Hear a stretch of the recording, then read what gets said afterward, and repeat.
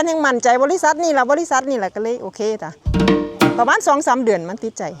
ก็เลยเอาเลย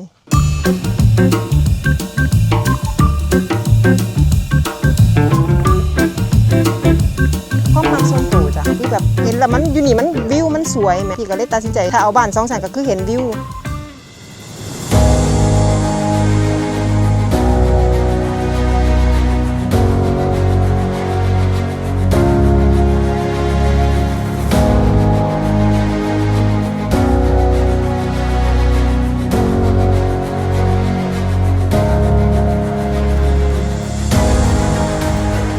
ก็เบิ่งหลายคลิปมาโดนแล้วจ้ะพี่ก็ติดตามมาโดนแล้วพี่ก็ใส่เวลาประมาณ 2-3 เดือนมั้งก็เลยมีหยังก็ TikTok หมู่ก็ติดตาม TikTok เพิ่นเห็นมันก็เลยส่งมาให้เบิ่งพี่ก็ติดตามกันนั้นมันเลยพี่ก็ตัดสินใจเลยแฟนยังมั่นใจบริษัทนี่แหละก็